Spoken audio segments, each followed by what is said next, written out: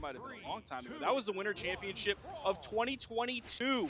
So that was over a year ago. It's been a long time since these players have met in an official tournament. All right, well, they're meeting here once again. Hopefully Sarme can put one on the board against Godly. We're opening up game number 1. There's Godly on that Lucian you were talking about. This is a new legend pick for him. Yes, he's going to be bringing this one in because he wants to play something more quick. Now, you do have the Katars on the Asuri like we saw him play at the Winter Royale, but what you're going to have with the Lucian pick is you're going to have possible major solid blasters, DPS that you can bring out very quickly, but also you're going to have really high movement speed, and that's just always good. It never feels bad to play a fast-moving character in this game in terms of movement speed. Yeah, usually the thing that people talk about with Lucian is, oh man, he only has 3 strength, so it takes a lot of hits, especially when you have a low damage weapon like Katars. But look at all these reads he's getting. It doesn't matter how little damage he's doing per hit if he just gets all the hits. He's able to move in and out, use the low startup frames that Katars have to his advantage. Now he's swapping over to the blasters. Again, he's like hardly getting hit at all. He has probably around 50 to 60 damage on this stock. Finds yet another stock, still in the yellow, has his choice of weapons, likely will be swapping over and sticking with the Katars. That's what he's been doing so far. And this just seems like an insurmountable obstacle for Sarme, who's choosing to go in with these ground pounds off stage. He needs something huge, but also he maybe shouldn't go for those massive plays right now, even though that's the way he could turn this into his favor. It's extremely unlikely. So maybe you try to figure out as much as you can while you're still losing.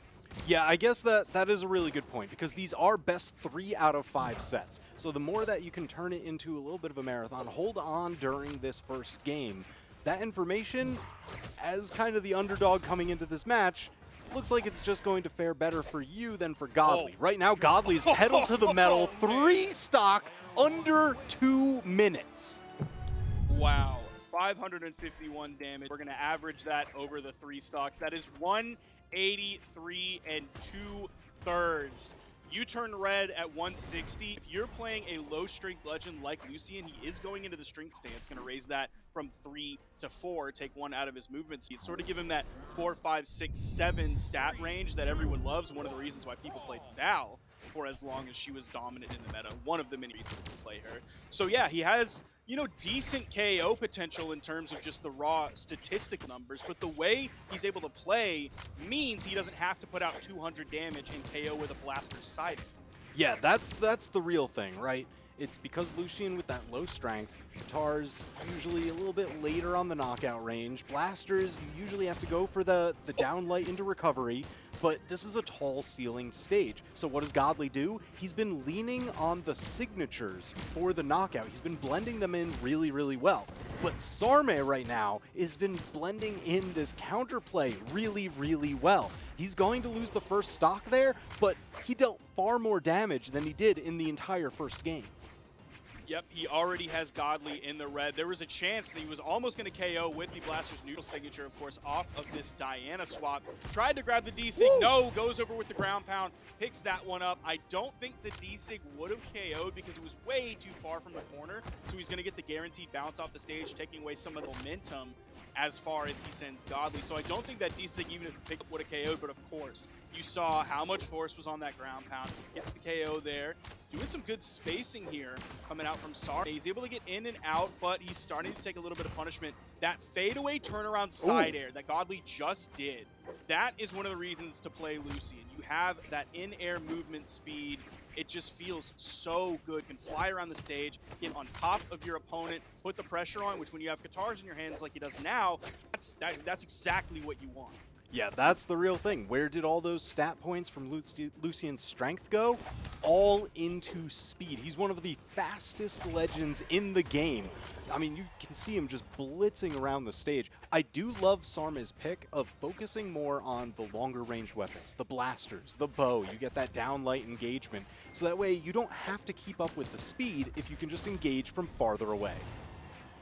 Now he finds the downlight, reaching out with those 3 blasts, picks up that, gets the recovery, of course, right after for the true KO combo. But one thing he could struggle with, he hasn't really struggled with it too far just yet, but if he wants to focus on the bow for that KO, then he's going to have to worry about, I mean, like, what's the setup? It's D-Light Recovery, which is a consistent option, but on a map like Demon Island, when you're sitting at that 45-degree angle, that's far away. And even though Lucian is quick, he also has solid defense. And the way it's set up right now with the stance, he's at 6 defense, which is a solid place to sit. He's a thick boy, and he's adding up this damage on Sarme's final stock, but this is a much better game for Sarme.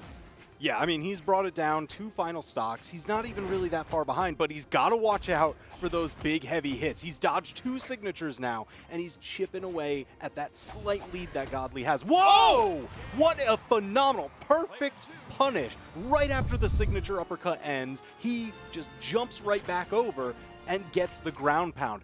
I think most players would have gone for an uppercut there. That was such a wild option. And that was a good choice given that he was unarmed. Because exactly like you said, 9 times, not even 9 times, 11 times out of 10, I'm going for the unarmed recovery, and then I would throw the game away. But no, Sarme knew that because he's unarmed, he basically has that stacked hitbox with the ground pound. He activated that so quickly for the vertical down KO, and we're seeing the instant swap. God saw some writing on the wall there, whether it was like the matchup change that he wants to go with, or whether he just wants to change things up in general to keep Sarme guessing. He's going over to the Petra. All right, we're going to see if that'll kind of play out the way that the first game opened for this set, where Godly was able to just kind of accelerate over Sarme before he could get his bearings. Or if, you know, the legend swap isn't going to be quite as jarring as going into the set.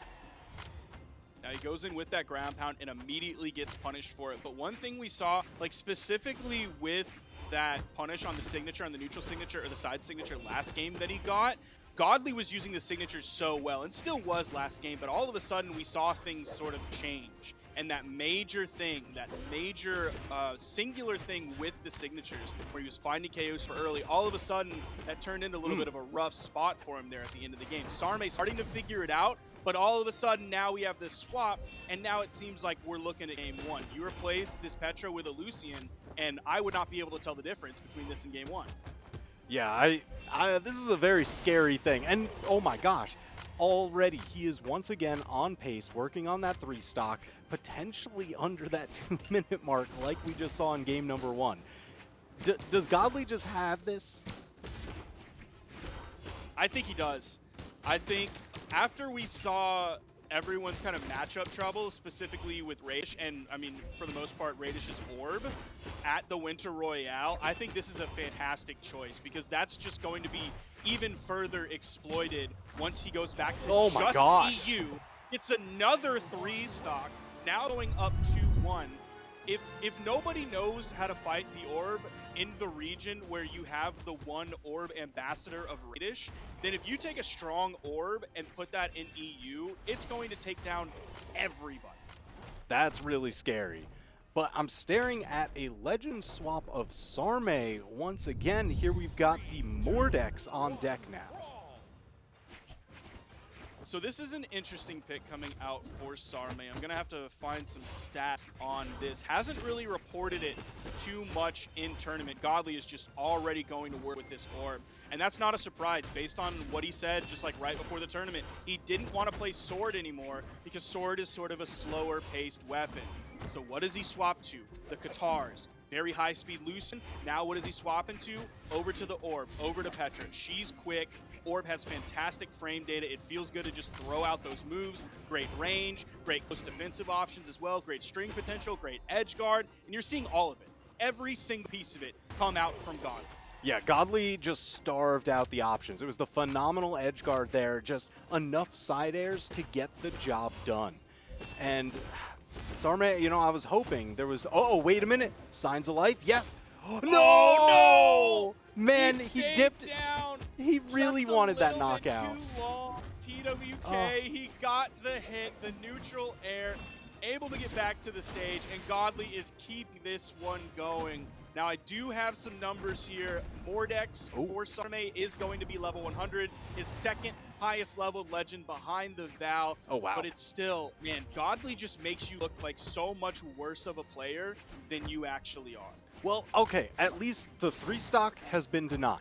When we saw That's true. Sarme make adjustments in game number 2, he actually was able to turn it around. This one, a little bit slower to make those adjustments, but I like hearing that he's got so much experience on the Mordex. That level 100, that's insane. And we're seeing him do better this game than we saw him do the first game. So while the character swap from Godly has seemingly thrown Sarme for a loop so far, he's still doing better than that first game. He still has some good damage on this stock. He could take that away. He goes for the sidelight into the ground pound. Oh! And gets that one. We're in Actually, it. I'm surprised he was able to find contact with that. He's going to have his choice of weapon. He's going over to the gauntlets. I love seeing this adjustment. You know, it seems like Godly is always able to get one just absolute blowout game on whatever legend he opens up with, and then Sarme has the answer. Now, if he's actually going to be able to bring that to a game 5, still a little bit too dicey to say. Now, we've had top 32 being best of 5 for a very, very long time, but like this right here is why we have now top 128 being best of 5. It's for these adjustments. It's for games like this where Godly looks like a nightmare in game 1. All of a sudden, that starts to change, that adjustment from Sarme. He's doing such a fantastic job, even though it's likely and now confirmed that he's going to lose this set 3-1 to Godly. You saw, I mean, we saw it happen in real time. Yeah, just absolutely unreal. You were talking about both the Lucian and the Petra picks, and sure enough, on this first set of watching Godly on stream, we got to see both of those legends to maximum effect. He was very quick to make that swap, to change that up, and it's such a drastic change going from the Lucian over to the Petra. There's, of course, no weapon coverage between those two that they share, even though you have fast startup weapons like the Katars and then like the gauntlets, you still really don't have that much crossover